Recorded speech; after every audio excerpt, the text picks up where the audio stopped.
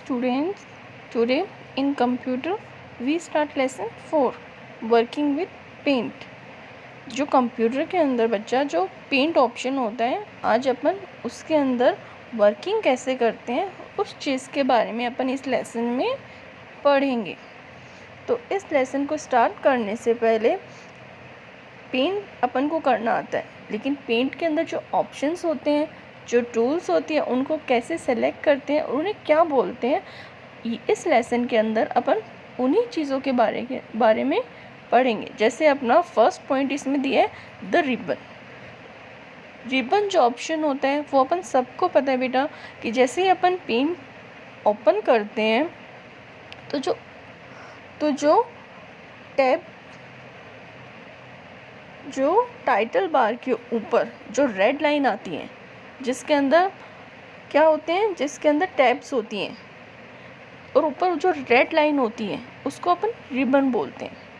The area present below the title bar is known as the ribbon. और ribbon किस में होती है? एक रेड लाइन के अंदर होती है। तो वो एरिया जो टाइटल बार के ऊपर होता है उसको अपन बोलते हैं रिबन। It contain tabs. इसके अंदर क्या होती है? इसके अंदर टैब्स होती हैं जो अलग अलग ग्रुप के अंदर डिवाइड होती हैं। Home and view tab are the two tabs present in the ribbon. Ribbon के अंदर सिर्फ दो टैब प्रेजेंट होती है। कौन कौन सी? Home and view tab. अब अपन बात करते हैं the image group. Let us learn about the tool in the image group. अब अपन बात करते हैं, कुछ चीज़ों को पढ़ते हैं कि जो इमेज ग्रुप होती है उनमें कौन कौन सी टूल्स होती है। First, selection tool. Selecting refer to choosing range from your drawing so that you can work on the selected part without affecting the unselected part of your drawing। selecting tool का मतलब होता है, इससे अपन सिर्फ उस part को select करेंगे जिसके अंदर अपन को वो ड्राइंग करनी है। अपन ने जितना पार्ट सेलेक्ट किया है अपन सिर्फ उसी में ड्राइंग करेंगे। उसके अलावा जो पार्ट है उसमें अपनी जो ड्राइंग है उसका कोई भी इफ़ेक्ट नहीं होगा। इसके कुछ स्टेप्स हैं इसको सेलेक्ट करने के लिए। Step 1, select the selecting tool for the image group. Selecting tool upon image group में से सेलेक्ट करेंगे। एक drop down menu will appear. जैसे ही अपन ये सेलेक्ट करेंगे अपने सामने एक ड्रॉप डाउन मेन्यू आएगा। स्टेप 2 है इसकी, select the rectangular selection option. इसके बाद में अपन जो रेक्टेंगुलर सिलेक्शन ऑप्शन है उस पर क्लिक करेंगे। Then press and hold left mouse button. जो माउस है उसकी लेफ्ट बटन को अपन प्रेस करेंगे and drag over the range which you want to select in your drawing. और ड्रैग को अपन ऊपर करेंगे और जो भी अपन को ड्राइंग सेलेक्ट करनी है उसको सेलेक्ट करेंगे और जिसको अपन ने जिस चीज़ को सेलेक्ट किया वो सेलेक्टेड हो जाएगा। इसके बाद में ये देखो, आपको पिक्चर्स में दिखा रखा है, अपने सामने दो फोटोज़ दे रखी है। सबसे फर्स्ट इसको सेलेक्ट करने की किस तरीके से step by step upon select कर रहे हैं। उसके बाद सेकंड है कि अपन ने इसको इतना सेलेक्ट कर लिया कि अपन को इस पोर्शन के अंदर ड्राइंग करनी है। नेक्स्ट टूल अपनी क्रॉप टूल। क्रॉप टूल का मतलब cropping refer to displaying a specific part of drawing and removing the rest of it. Cropping का मतलब होता है कि अपन सिर्फ उस पार्ट को सेलेक्ट कर रहे हैं, जितना पार्ट अपन ने ड्राइंग का लिया है ना उसके अंदर से भी अगर अपन को कुछ पार्ट सेलेक्ट करना है तो अपन उसको क्या करेंगे, उसको क्रॉपिंग कर देंगे और बाकी का जितना भी पार्ट होगा वो हट जाएगा। अब इसको सेलेक्ट करने के लिए भी कुछ स्टेप्स हैं। जैसे कि स्टेप 1 है select the part of the drawing that you wish to crop using the selection tool. अपन उस पार्ट को क्रॉप कर सकते हैं जो अपन ने सिलेक्शन टूल से लिया है। Second, select the crop tool from the image group. अब अपन क्रॉप टूल को सेलेक्ट करेंगे इमेज ग्रुप के अंदर से।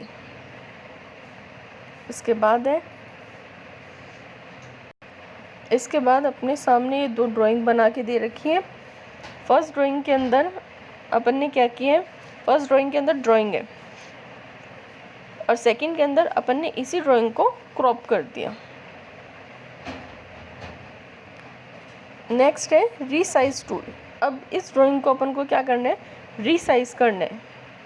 Resizing refer to changing the size of a drawing. Resizing किसको रिफर करती है? जो ड्राइंग होती है उसकी साइज़ को चेंज करने में। अब इसके भी कुछ स्टेप्स हैं। Follow the steps to resize a picture.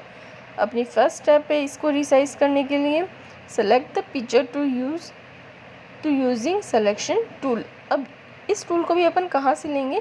Selection tool में से।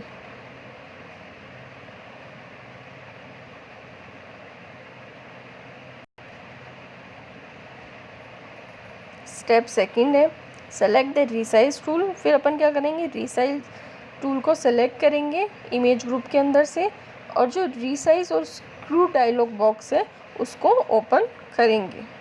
थर्ड स्टेप है इसकी, enter the new size value in the horizontal and vertical box. अब ये जो अपनी साइज़ है इसको अपन किसके अंदर देखेंगे?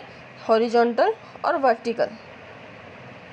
एंड लास्ट स्टेप है इसकी, click on the okay button. अब अपन देखते हैं कि अपन ने किस तरीके से इसको रीसाइज किया है। अब ये देखो, ये ड्राइंग क्या थी? फर्स्ट ड्राइंग क्या है? बड़ी है, लेकिन जो अपनी जो सेकंड इसमें पिक्चर शो करी है उसको अपन ने रीसाइज किया है, और जो फ्लावर्स की ड्राइंग है उसको अपन ने छोटा कर दिया। तो ये क्या हुआ? ये इसका रीसाइज हो गया, और इसकी स्टेप अपन ने इससे पहले पढ़ ली है। स्क्यू टूल इसके बाद में करते हैं। ये भी जो ऑप्शन है वो किसके अंदर आता है? रीसाइज के अंदर ही आता है। Skewing refer to tilting a drawing to an angle. Skewing का मतलब होता है कि जो अपन ने ड्राइंग करी है उसको एक एंगल के अंदर करना, मतलब उसको कौन सी डिग्री के अंदर अपन को देखना है। और इसके कुछ स्टेप्स हैं। पहली स्टेप है select the area that you wish to skew using the selection tools. अपन को वो उस एरिया को अपन को सेलेक्ट करना है सिलेक्शन टूल के अंदर से जिसको अपन स्क्रू कर रहे हैं। सेकंड, क्लिक रीसाइज जो टूल है उस पर क्लिक करना है इमेज ग्रुप में से, और उसके बाद में अपन को रीसाइज और स्क्रू टूल बॉक्स को ओपन करना है। Step third, enter the value for horizontal and vertical screw in the text box. उसके बाद में अपन को एंटर करना है कहाँ पे? हॉरिजॉन्टल और वर्टिकल स्क्रू टेक्स्ट बॉक्स के ऊपर। लास्ट स्टेप है click on the okay button. तो ये देखो अपने सामने दो इमेज है। पहली इमेज है जब अपन ने इस इमेज को स्क्यू नहीं किया था, मतलब इसको किसी भी एंगल के अंदर रोटेट नहीं किया था। और जो सेकंड इमेज है इसको अपन ने क्या किया? इसको अपन ने रोटेट किया है, इसको अपन ने एंगल्स के अंदर रोटेट किया है।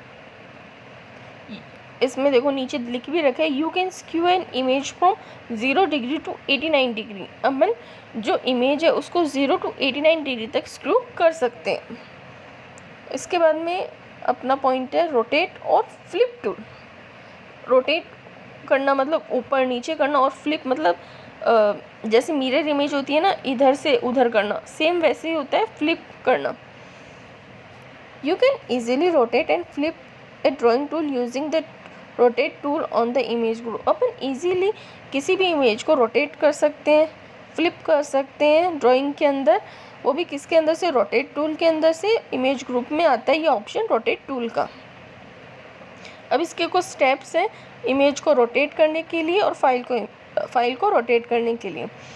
इसकी फर्स्ट स्टेप है select the image that you wish to rotate और फ्लिप। सबसे पहले आप उस इमेज को सेलेक्ट कीजिए जिसे आप रोटेट करना चाहते हैं। सेकंड स्टेप है इसकी, आप रोटेट टूल इमेज ग्रुप में जाइए, और इमेज टूल में जाने के बाद में रोटेट टूल के अंदर जाइए। वहाँ पे आपको एक लिस्ट ओपन होगी।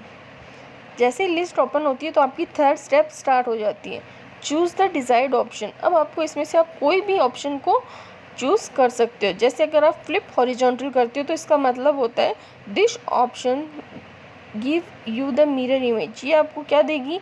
उसकी मिरर इमेज देगी। फ्लिप वर्टिकल आप चूज़ करते हो तो इसका मतलब होता है this option give upside and down image. ये आपको अपसाइड और डाउन इमेज शो दिखाएगी। और रोटेट मतलब कि आप इसको किसी भी एंगल के अंदर इस पिक्चर को किसी भी एंगल के अंदर आप रोटेट कर सकते हो। ये देखो नीचे आपको दिखा भी रखा है, जैसे normal image, flip horizontal, flip vertical and rotate left 90 degree angle. तो ये था बच्चों अपना lesson number 4 working with paint. और इस लेसन को बच्चा आप लोग भी एक बार रीड कर लीजिएगा।